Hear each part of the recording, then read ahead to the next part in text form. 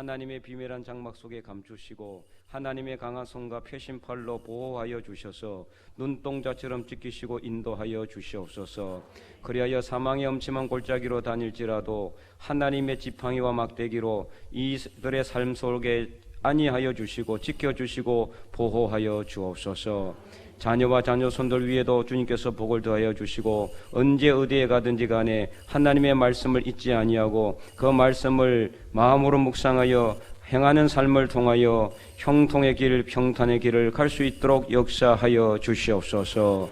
오늘도 우리와 함께 계시며 살아계신 우리 주 예수 그리스도의 이름으로 축복하며 기도드리옵나이다. 아멘. 네, 들어가세요. 네. 네. 오늘 근데 우리 샤마임 찬양단 찬양할 때 저는 그렇게 빠른 곡을 찬양하는 게 괜찮아요? 나는 잘못하면 좀 더 했으면 아마 숨 끊어질 뻔 하지 않았을까. 얼마나 빠른지 젊은 사람들도 아마 따라가기 힘들 것 같은데 생각에 이렇게 빠른 곡을 이렇게 다들 소화하시는데 참 이렇게 어쨌든 찬양을 이렇게 빠른 게 좋은 것 같아요.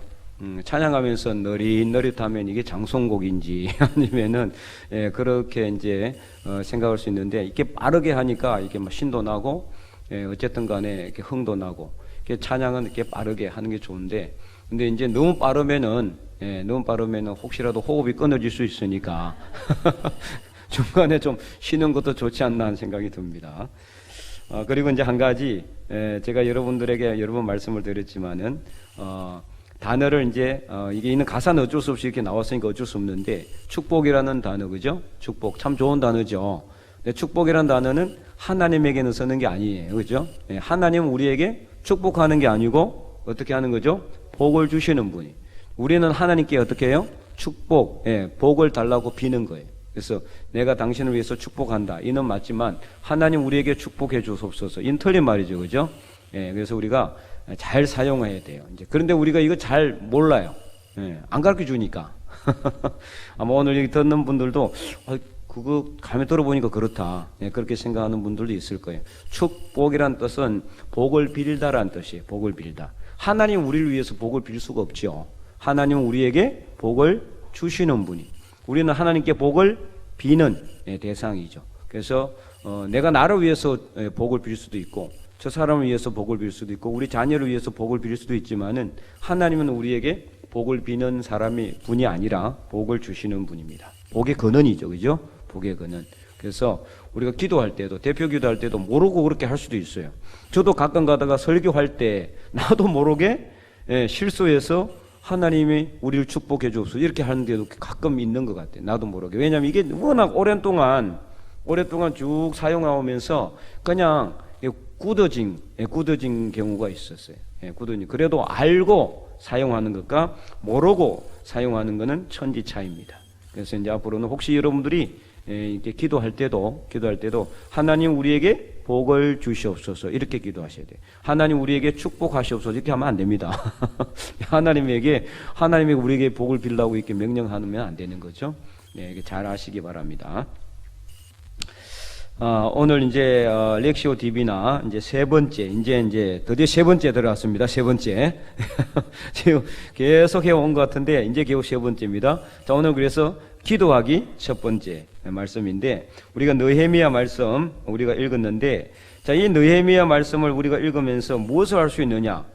이 말씀을 읽고 묵상하면서 말씀을 읽으면서 엄청난 역사가 일어나고 있다라는 것을 알 수가 있어요. 그래서 오늘 우리가 읽었지만 9장부터 읽었던 이 말씀은 8장부터 시작되는 내용이에요. 8장부터 계속해서 연결되는 내용이라 이 말이죠. 그래서 이제 이 3차 포로 기한에 돌아온 백성들이 이제 하나님 앞에서 이제 이 에스라를 불러서 학사 에스라인데 제사장이면서 학사였어요. 그러니까 오늘날로 이야기한다 그러면 어떻습니까? 목사이면서 신학 교수였다고 보면 되는 거죠. 신학 교수이면서 목사인 사람. 그러니까 엄청난 이제 많은 신앙적인 지식도 가지고 율법적인 지식도 가지고 있고 또 이제 제사장으로서 그 역할도 할 수 있는 분이 바로 에스라라는 사람이었어요. 이 에스라가 이제 그 바빌론의 포로로 잡혀 있다가 이제 그 말미를 얻어가지고 하나님의 말씀을 연구하여 백성들에게 가르치기로 딱 결심을 하고 왕에게 이렇게 허락을 받고 이 예루살렘으로 돌아왔어요. 그래서 그 당시 같이 활동했던 사람으로 느헤미야가 있습니다. 느헤미야. 그래서 느헤미야와 에스라는 같은 시대. 느헤미야는 어떤 사람이었습니까? 술이 아니고 가는 장이었죠. 가는 장. 술이라고 하면 그렇지만 포도를 부어드리는. 이게 쉽게 말하면 요즘으로 말한다고 하면은 주방 총책임자 이런 사람이라고 볼 수 있어요. 그 사람이 느헤미야가 이제 바벨론의 포로로 잡혔으면서 수심이 가득하니까 왕이 묻죠. 왜 그러느냐? 우리 예루살렘에 성문이 불타고 막 다 문제가 생겼다 그런다. 그러니까 내가 거기에 가서 좀 하고자 한다. 그러니까 왕이 이제 허락을 해주죠. 그래서 느헤미야가 총독으로 이 예루살렘에 돌아왔고, 그리고 좀 있다가 이제 에스라가 다시 오게 된 거예요. 그래서 이제 학사 에스라에게 청하여서 뭐를 요구했느냐? 하나님의 율법책을 가지고 와서 좀 읽어달라. 그게 바로 8장 1절에 나오는 내용입니다. 8장 1절 한번 보세요. 8장 1절. 우리가 이제 읽지는 안 했지만 8장 1절 말씀 한번 읽어보도록 하겠습니다.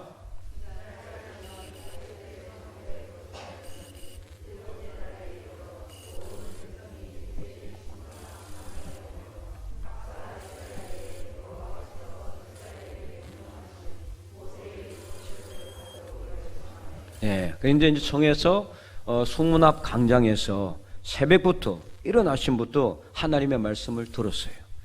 저번에 한번 제가 말씀을 설교를 했죠, 그죠? 그래서 더 이렇게 말씀을 딱 읽을 때 백성들이 다 일어나라 소리도 안 했어요. 일어나라 소리도 안 했는데 다 백성들이 자리에서 일어났고 그 말씀을 읽는 순간에 놀라운 역사가 일어납니다. 그래서 그 내용들이 쭉 8장에 보면 나와요. 그래서 백성들이 말씀을 읽으면서 막 울고, 그리고 또 깨닫게 하게 하고 몇몇 이제 지도자들을 세워서 말씀의 뜻을 잘 모르는 사람들에게 이제 가르쳐서 말씀을 뜻을 깨닫게 해준 거죠. 오늘날로 이야기한다면 쉽게 말하면 뭐죠? 이거 바이블 스타디, 그룹 스타디, 바이블 그룹 스타디. 이게 쉽게 말하면은 그룹 성경 공부를 했다고 볼 수가 있어요. 말씀을 학사 에스라가 읽어준 이 말씀의 뜻이 무엇인지 몇몇 지도자들이 다니면서 백성들에게 가르쳐서 깨닫게 했다는 거죠. 그래서 깨달은 말씀을 들은 백성들이 막 울기 시작했다. 그래서 울지 말라고 하는 내용이 나와요. 울지 말라. 오늘은 좋은 날이니까, 여호와의 성일이니까 울지 마라. 그래서 7일 동안 하나님의 말씀을 지키기로 결의하고 그 7일 동안 놀라운 성령의 대부흥의 역사가 일어나게 되는 내용이 바로 오늘 계속 이어지고 있는 부분입니다. 그래서 9장 오늘 읽었던 1절에 그달 서물 나흘 날에 서물 날, 그러니까 7달 달에 이르러 이렇게 말씀을 이제 말씀이 이제 읽기 시작했고, 그리고 그 달 서무 나흘 날에 이스라엘 자손이 또 모여서 금식하며 굵은 베옷을 입고 티끌을 무릅쓰고, 그러니까 말씀으로 시작해가지고 이 엄청난 백성들의 마음속에 회개의 역사가 일어나고 눈물이 쏟아지고 통곡하는 역사가 일어나고 회개의 역사가 일어나니까 계속해서 말씀을 듣고자 하는 그런 열망이 생겼던 것 같아요. 그래서 9장 1절에 티끌을 무릅쓰고 금식하고 굵은 베옷을 입고, 2절에 보면은 모든 이방 사람들과 절교하고 서서 자기의 죄와 조상들의 허물을 자복하고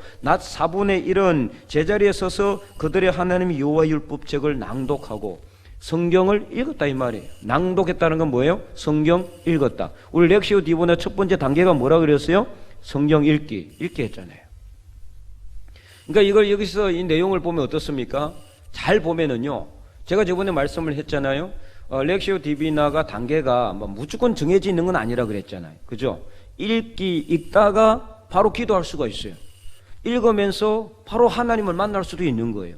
그러다 또 성경을 읽게 되고 또 읽은 말씀을 또 묵상하다가 또 하나님을 만나기도 하고 기도하면서 나가기도 하고, 그러니까 이게 단계는 딱 정해지는 건 아니에요. 다만 이런 단계가 있다는 것을 제가 여러분에게 소개를 해드렸고, 이렇게 말씀을 묵상하면은 빨리 하나님의 뜻을 깨닫게 되는구나, 이것을 여러분들에게 말씀을 드렸던 것입니다. 그래서 이러한 역사가 계속해서 일어나게 됐더라는 거죠. 여기서 이제 무엇을 알 수 있느냐? 자, 뭐를 알 수 있어요? 항상 이 사람들이, 백성들이 회개하고 통회하고 자복하고 금식하고 자기 죄를 갖다가 회개하는 이 역사는 뭐하고 관련이 돼 있어요? 계속해서? 그렇죠. 말씀하고 관련돼 있다는 거예요. 말씀. 그렇잖아요. 학사 에스라가 수문앞 광장에서 말씀을 읽었을 때부터 시작해가지고 또 오늘 본문에도 나오니까 낮 4분의 1은 말씀을 낭독하고 계속해서 말씀하고 관련이 있더라 이거예요. 말씀하고. 그냥 냅다 앉아가지고 기도한 게 아니란 말이에요. 그냥 아무 뜻도 없이 아무것도 없이 그냥 앉아가지고 막 죄를 자복하고 회개하는 그게 일어나지 않았다는 거예요. 먼저 뭐가 들어갔다는 거예요? 말씀이.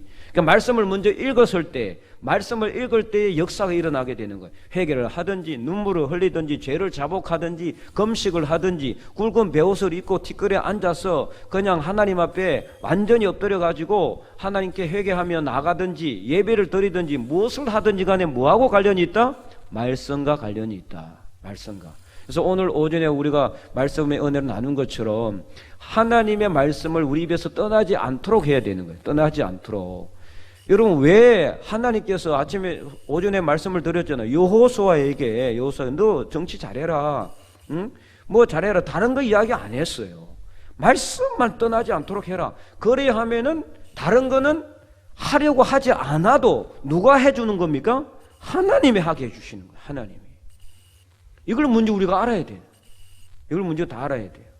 그래서 여러분, 말씀이 얼마나 소중한지 알아야 돼요. 그래서 늘 이 말씀이 우리 입에서 떠나지 않도록 해야 되는 거예요. 말씀을 입에서 떠나지 않도록 하고, 그래서 주야로 그 말씀을 즐거워하여 묵상하는 사람은 어디로 가든지 무엇을 하든지 형통하게 돼 있는 겁니다.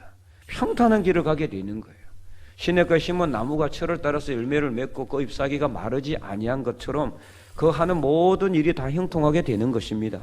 그래서 말씀으로 기도하는 거예요. 말씀으로. 그래서 오늘 이제 소제목은 뭐냐? 말씀으로 기도하기입니다. 말씀으로 기도하기. 우리가 이제 기도를 할 때 우리가 기도하면 어떻습니까? 우리가 평상시에 기도를 할 때는 그냥 앉아서 조용히 기도하죠. 가장 이제 우리가 시급할 때는 어떻습니까? 그냥 주여 주여 하면서 외치죠. 필요할 때는 그렇게 기도할 수밖에 없습니다. 당장 시급할 때는, 정말 긴박할 때는 뭐 주님 부를 수밖에 없는 거죠. 그러나 평상시에 기도할 때는 어떻습니까, 여러분? 우리가 왜 새벽에 나오면은 제가 말씀을 읽고 우리 같이 함께 교독해서 읽고 또 어떤 부분을 이제 정해가지고 그 말씀의 은혜를 나누고 그리고 기도하게 합니까? 그게 말씀이 기도하는 가장 중요한 통로가 되기 때문이에요. 그러니까 기도의 가장 좋은 재료는 뭐다? 말씀인 거예요. 말씀. 하나님의 말씀을 먼저 읽고 그리고 읽은 말씀으로 기도하는 거예요. 그래서 렉시오 디비나가 나오게 된 겁니다. 그냥 우리가 저번에 말했던 QT, Quiet Time, 조용히 그냥 말씀을 묵상하는 게 아니라, QT는 그게 한계가 있어요. 한계가. 그러나 렉시오 디비나의 단계는 이게 뭐를 가장 강조하느냐? 말씀을 읽고 읽은 말씀을 붙들고 기도하는 것을 강조해요. 그게 바로 묵상이에요. 묵상을 하다 보면은 자기도 모르게 기도할 수밖에 없어요. 그러나 기도하지 않아도 상관없어요. 그냥 말씀을 읽고 묵상하다가 그것으로 끝나도 상관없단 말이에요. 중요한 거는 뭐냐? 먼저 말씀을 내 입에서 떠나지 않도록 해야 된다는 거죠. 그래서 이제 저번에도 제가 말씀을 드렸고 지금도 계속 강조하고 있지만, 이거 목사님 그러면은 하루 종일 어떻게 말씀만 읽을 수 있습니까? 그 비결이 뭐라 그랬어요? 그게 바로 묵상이라 그랬잖아요. 한 말씀이라도, 한 단어라도 내가 딱 내 마음에 기억하고 있는 단어를 하루 종일 그것을 내가 되뇌이는 거예요. 되새김질 한다 그랬죠, 그죠? 묵상하기, 메디타티오. 그 중에서 루미나티오라고 그랬어요. 루미나티오. 그죠? 다 까먹었죠? 좋습니다. 네, 아무 문제 없습니다. 그래 또 제가 할 말이 있으니까. 네, 그래서 루미나티오 그래서 루미나티오의 원래 뜻은 메디타티오, 묵상하기 안에 들어있는데 그 안에 있는 루미나티오란 건 뭐냐? 소가 여물을 먹고 계속해서 되새김질하는 것을 루미나티오라고 그랬어요. 그래서 내가 읽었던 이 말씀을 하루 종일 그냥 기억하는 거예요. 문장을 다 외울 필요도 없습니다. 외울 수 있으면 외우면 좋아요. 문장 하나를 통째로 외우면 좋은데 안 되면은 단어 하나만 기억하면 됩니다. 단어 하나만. 오늘 우리가 9장 1절을 읽었는데 그달 선물 나간 날에 이스라엘 자손이 다 모여 금식하며 굵은 베옷을 입고 티끌을 무르쓰고, 어떤 사람은 금식이라는 단어를 생각하면서 묵상을 할 수가 있고, 그죠? 내가 한번 금식이라도 해왔나 이렇게 생각하면서 그 금식은 하면 왜 금식을 해야 될까? 이걸 하나님께 묻는 거죠. 이게 묵상이에요. 그 다음에 어떤 사람은 굵은 베옷을 입고 티끌을 물어쓰며, 왜 티끌을 물어쓸까? 티끌을 물어쓴다는 것은 뭐예요? 바닥에 먼지가 많이 있는데도 굵은 베옷을 입고 거기에 딱 엎드려서 기도했다는 뜻이에요. 그러면은 나는 그런 자세로 기도해 본 적이 있는가? 이렇게 묵상해 보는 거죠. 예. 정말 내가 낮은 자리에서 늘 깨끗한 자리, 좋은 자리, 편안한 자리에서만 내가 기도하기를 좋아했지 낮은 자리로 내려가서 기도하는 것은 내가 해본 적이 없지 않는가, 이렇게 생각하면서 자기도 모르게 기도하게 되는 거죠. 그게 바로 하루 종일 말씀을 묵상하는 거란 말이에요. 그렇게 하면 어떻게 됩니까? 내 입에서 하나님의 말이 떠나요, 안 떠나요? 안 떠나게 되는 겁니다. 내 입에서 말씀이 떠나지 않도록 하라는 거예요. 그래서 여호수아에게도 시편 1편 기자도 하나님의 말씀을 주야로 말씀을 묵상한다고 그랬어요. 그래서 여호수아에게 하나님께도 그 여호와의 율법책을 내 입에서 떠나지 말게 하고 그것을 묵상하여, 주야로 묵상하여 말씀대로 행하라고 한 것입니다. 그래서 이게 말씀의 기도라는 것인데, 말씀을 이렇게 기도하면은 우리가 하나님의 임재를 애써서 기도할 필요가 없어요. 하나님 임재해 주시옵소서, 그거 애쓸 필요도 없는 거예요. 왜요? 내가 말씀으로 기도하게 되면은 하나님의 임재는 자연스럽게 경험하게 되는 겁니다. 나도 모르게 자연스럽게. 내가 애써서 하나님의 임재를 억지로 끌어당길 필요도 없고요. 애써서 하나님의 임재 속으로 들어갈 그렇게 노력을 하지 않으려도 돼요. 왜 하나님께서 왜 나에게 안 오실까? 내가 이게 말씀을 읽고 지금 기도하고 있는데 왜 하나님 안 오실까? 그렇게 하지 마시고 그냥 조용히 하나님 말씀을 읽고 그 읽은 말씀을 묵상해 보세요. 그러면은 나도 모르게 하나님의 임재를 경험할 수 있습니다.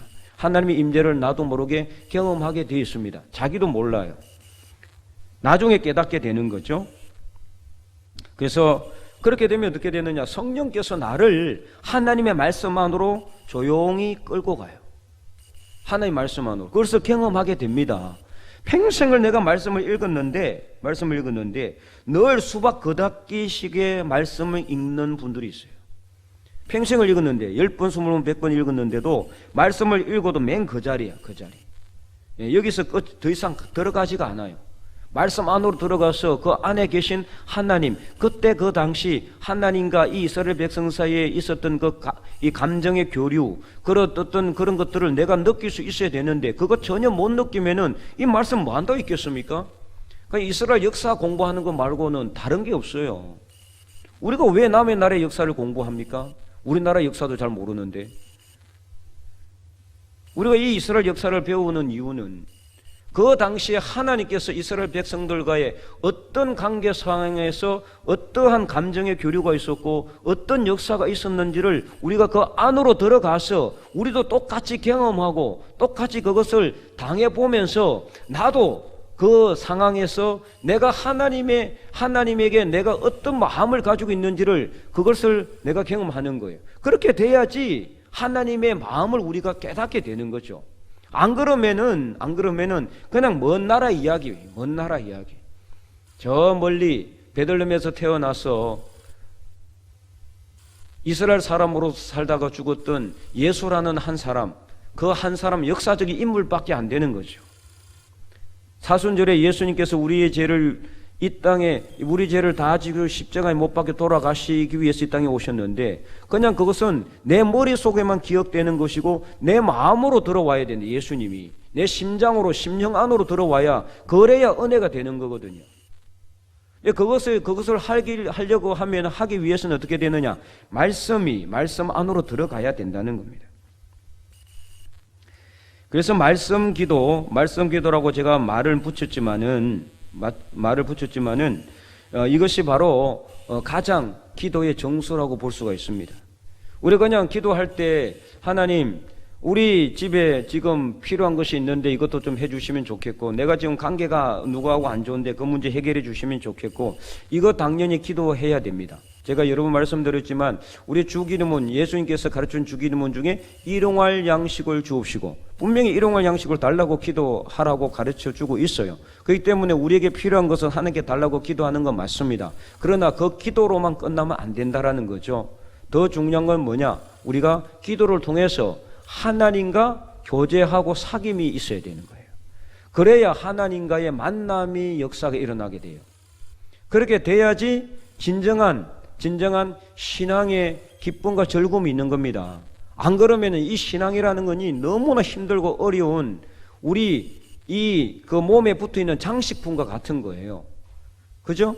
이거 안 하면 안 될 것 같고 또 하면 좀 마음은 좀 이렇게 편안하고 더 이상이 안 되는 거예요. 거기서 더 이상. 그 신앙의 굴레 속에서 살아가게 되는, 그러면은 굴레 속에서 그냥 다람쥐 채밖에 돌아가는 것처럼 평생 하나님 한 번도 만나본 적이 없고 성경을 읽으면서 신앙의 경험이나 체험도 없이 성령의 뜨거운 체험도 없이 살아가게 되는 거죠. 그래서 제가 여러 번 말씀을 드렸지만은 우리가 말씀을 읽으면서 기도를 하면서 예배를 드리면서 찬양을 하면서 눈물이 나야 돼. 눈물이. 기쁨의 눈물, 회개의 눈물, 내 자신의 죄에 대한 회개의 눈물과 그리고 나를 구원해 주신 하나님의 구원에 대한 기쁨의 눈물, 이 눈물이 있어야 돼요. 눈물이라는 건 언제 나오게 됩니까? 눈물이? 마음의 감동을 받을 때 일어나게 돼 있어요. 눈물이 나게 돼 있어요. 그래서 제가 여러 번 말씀드렸지만 현대 시대는 우리 신앙의 삶을 살아가는 사람들에게 눈물이 말라버린 시대라 그랬잖아요. 눈물이 말라. 지금 눈물이 안 나면은 내 신앙이 이제 말랐다고 생각할 수 있어요. 물론 다 그런 건 아닙니다. 다 그런 건 아니에요. 그런데 어쨌든 간에 우리가 이렇게 신앙의 감동이 없이는 힘이 없어요. 신앙의 힘이 없어요. 아무리 믿음 삶을 살아도 별로 능력이 안 드러나고 나타나지 않는 거죠. 그래서 이제 이 기도가 바로 아주 중요한 기도, 하나님을 만나는 기도가 가장 중요한 기도라는 거예요. 하나님 만나는 기도. 우리 기도의 자리에 앉아가지고 하나님 이것도 해주시고 저것도 해주시고 이거 모든 것 다 해주시옵소서. 그냥 이렇게 기도, 우리가 필요한 것만 요구하고 끝내버리는 그런 기도가 아니라, 그래서 그것은 이 구약 시대에 성전에 뜰을 밟는 그런 것만 되는 거예요. 성전 마당만 밟는, 성전 마당에 딱 들어서서 마당이 아니라 그 안에 성소 안에 지성소로 들어와야 거기에 하나님의 임재를 경험하게 되는데 그 지성소로 들어오지 못하고 늘 성전 주변만 이렇게 성전 주변만 배회하는 거예요. 성전 주변만, 성전에 뜰만 밟다가 가는 거예요. 집에 감동이 없죠. 하나님을 만나는 그 어떤 경험이 없으니까. 그래서 여러분들이 이 기도를 할 때 꼭 먼저 말씀을 읽고 기도를 시작하시기 바랍니다. 그러면은 어쨌든 간에 그전보다 더 나빠지지는 않을 거예요. 더 나빠지지는. 어쨌든 말씀으로 기도하는 거예요. 말씀으로. 그래서 우리 지금 정해진 말씀이 있잖아요. 말씀이 있으면은 그 말씀을 읽어보는 거예요. 쭉 처음부터 끝까지 읽어보고, 그래서 여러분 말씀을 들었죠. 교육을 해드렸잖아요. 그죠? 그 중에서 내 마음에 들어오는 단어나 문장이나 이 말씀에 줄을 치거나 아니면 줄을 안 쳐도 상관없어요. 그 말씀 다 기억하고 거기에 머물러 있는 거예요. 그리고 그 말씀을 하루 종일 묵상하면서 내 안에 들어오시는 하나님의 음성을, 내가 세미하게 들어오는 하나님의 음성을 내가 느끼는 거예요. 자, 그래서 세미한 하나님의 음성을 듣는 방법, 이런 것에 대해서 다음에 다시 또 여러분들에게 이제 강의를 하겠지만은, 그래서 오늘 이렇게 이제 말씀으로 기도하는 거, 이것을 가톨릭 교회에서는 뭐라고 하느냐? 여러분 뭐라고 하는지 아세요? 아마 들어본 분도 있을 거예요. 관상기도라고 해요. 관상기도 많이 들어봤을 텐데, 근데 관상기도 하면은 뭔가 좀 이상한 것 같아요. 그래서 개신교에서는 이거 잘 안 쓰려고 해요. 단어를. 우리 쓸 필요도 없어요. 우리는 그냥 무슨 기도라고 하면 됩니까? 말씀 기도. 따라해 보세요. 말씀 기도. 말씀으로 기도하는 거예요. 말씀으로 기도. 네. 그래서 이제 가톨릭 교회에서는 이 렉시오 디비나의 네 번째 단계를 관상이라고 합니다. 관상.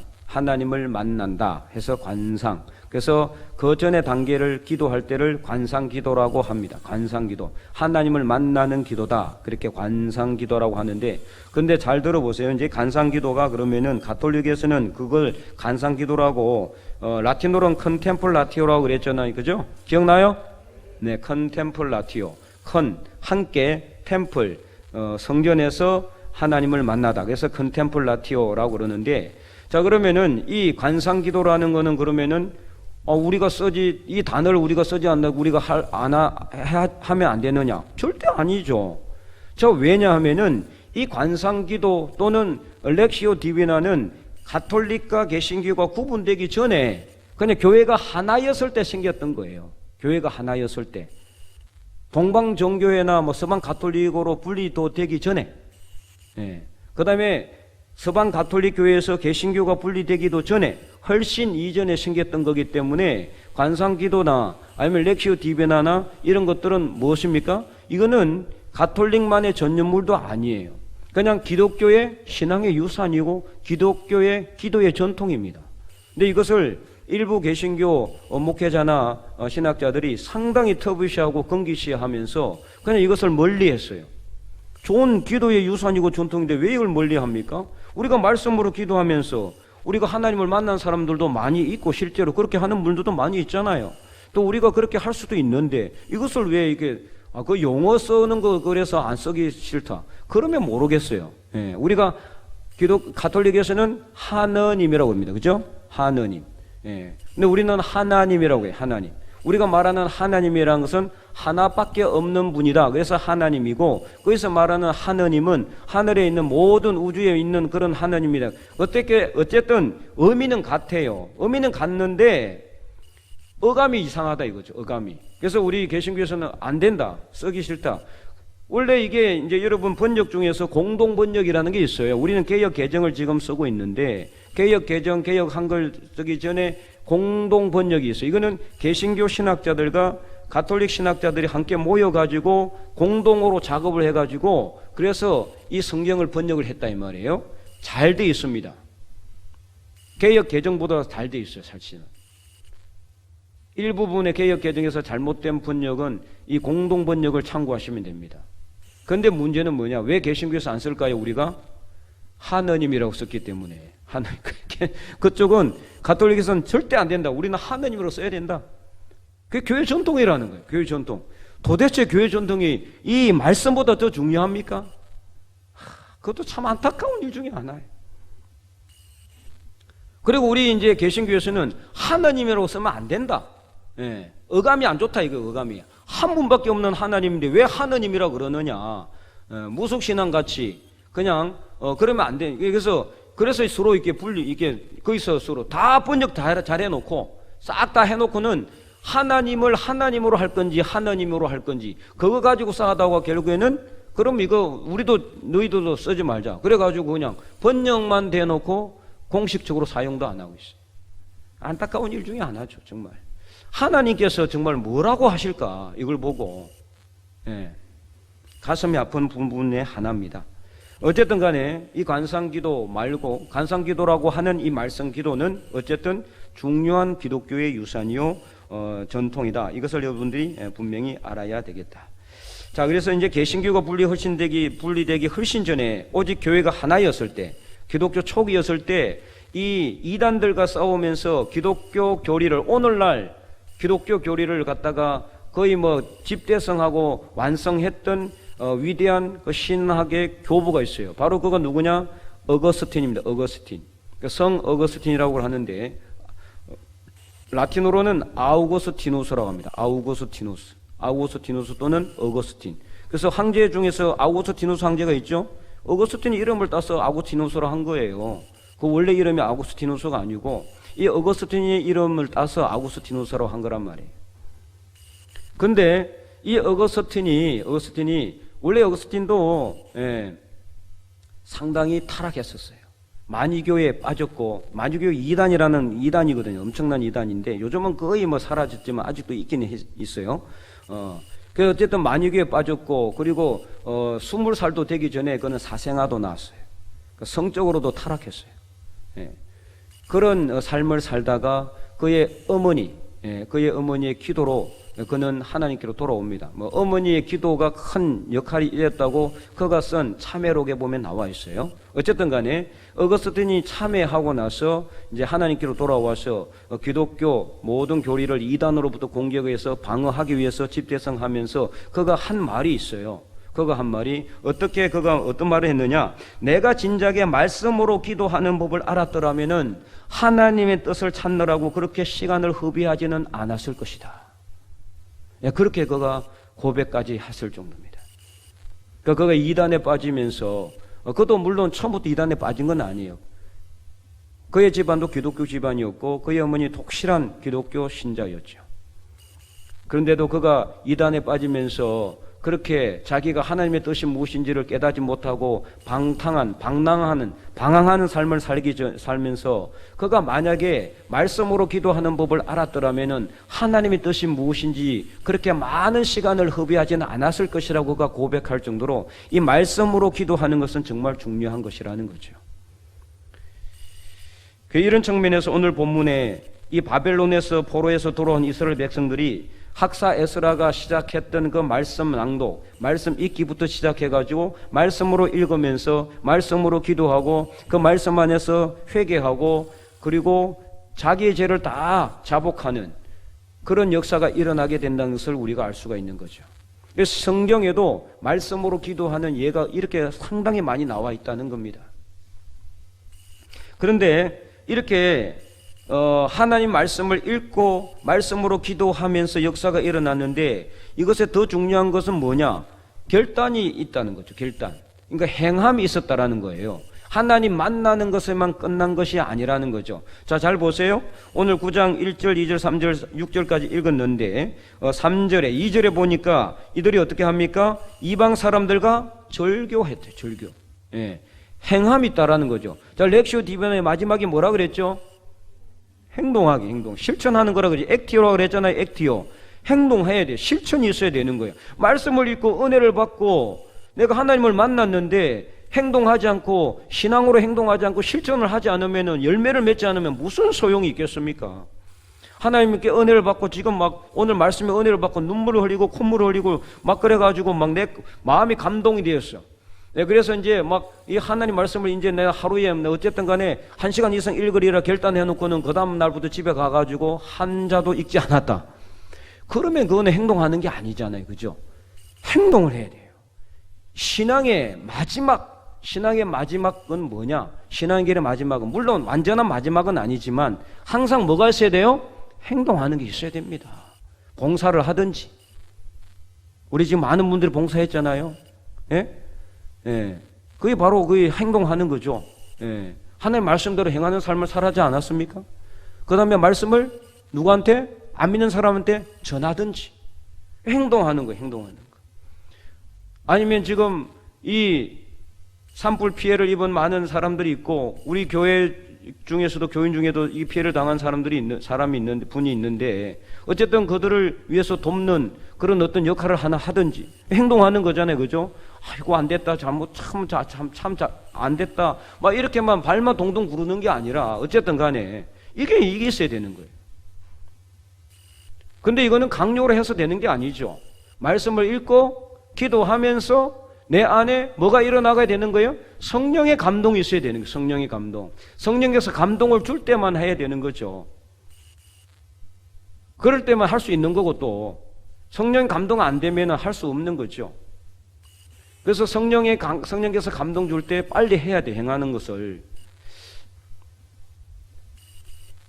이방 사람들과 절교하고 금식하고 자기와 조상들의 죄를 자복하는 역사가 일어나게 됐더라는 거죠. 이렇게 말씀으로 기도를 하면 어떤 역사가 일어나느냐? 강력한 행동으로 옮겨지게 된다. 강력한 행동으로. 그냥 앉아서 냅다 기도하게 되면은요, 이런 감동의 역사가 없어요, 별로. 여러분, 한번 해보세요, 실제로. 그냥 조용히 앉아서 기도할 때 이런 강력한 성령의 역사가 그렇게 잘 일어나지는 않습니다. 물론 안 일어난다고 할 수는 없어요. 성령께서 하시는 일이기 때문에 내가 이랬다 저랬다 딱 이렇게 절대적으로 말할 수는 없지만은, 그러나 말씀으로 기도하게 되면은 엄청난 감동이 있을 뿐만 아니라 강력한 성령의 역사가 일어나게 되고 행동하지 않으면 안 되게 돼 있다라는 거예요. 행동하지 않으면 안 되게 돼 있다. 그래서 말씀의 은혜를 받고 뛰어나가지 않으면은 답답하여 견딜 수가 없었던 예레미야처럼 우리가 하나님의 말씀을 전하지 않으면 안 되게, 우리가 사람들을 도와주지 않으면 안 되게 그렇게 된다라는 거죠. 그걸 통해서 어떤 역사가 일어나게 됩니까? 안 믿는 사람들로 하여금, 야, 저 사람들, 하나님 믿는 사람들이 진짜 저들은 하나님을 믿는 믿음의 사람이구나, 하나님께 영광 돌리게 되어 있다라는 것입니다. 그래서 말씀을 읽고 읽은 말씀의 뜻을 깨닫게 되고, 그래서 하나님의 말씀을 행동으로 실천하게 되더라는 것입니다.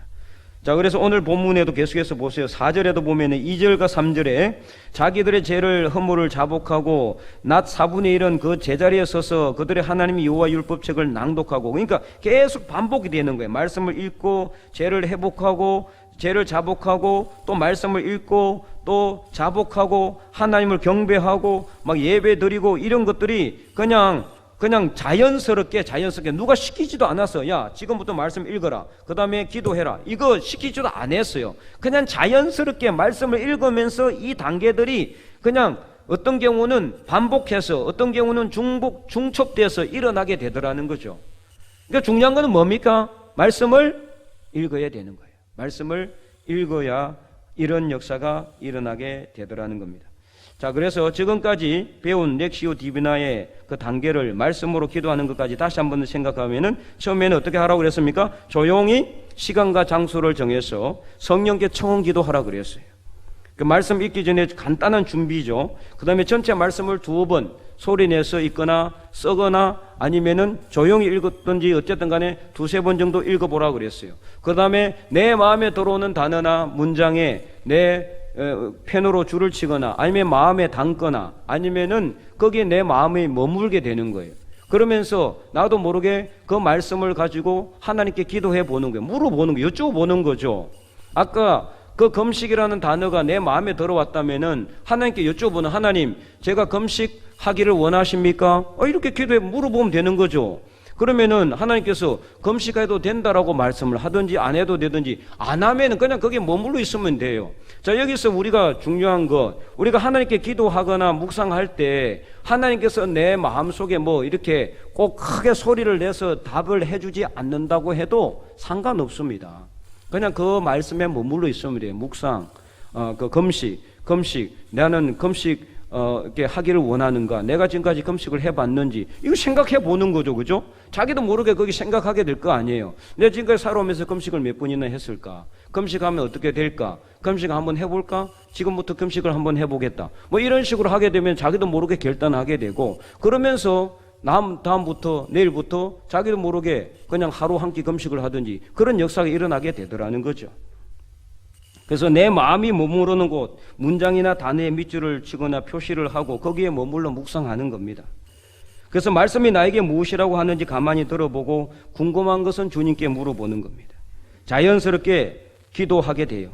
하나님을 만나게 되고 하나님을 만나는 그런 접촉점이 생기게 되는 겁니다. 이렇게 안 될 수도 있어요. 아까도 말했지만은 그냥 안 되면은 하루 종일 그 말씀 가지고 실험하는 겁니다. 그게 바로 묵상이에요. 그게 바로 하나님의 말씀이 내 입에서 떠나지 않게 하는 비결입니다. 그래서 하루 종일 우리가 말씀에 이끌림을 받게 되고 성령의 인도를 받게 되는 겁니다. 올 한 해 우리가 말씀의 능력을 풍성하게 경험하기 위해서, 첫째는 말씀을 우리 입에서 떠나지 말도록, 두 번째는 하나님의 말씀을 우리 마음에 새겨서 묵상하며, 그리고 중요한 것은 뭐다? 말씀으로 기도하자. 말씀으로 꼭 말씀을 먼저 읽고 읽은 말씀을 가지고 우리가 기도하자. 그러면은 성령의 놀라운 능력의 역사가 저와 여러분의 삶 속에 분명히 일어나게 될 줄 믿습니다.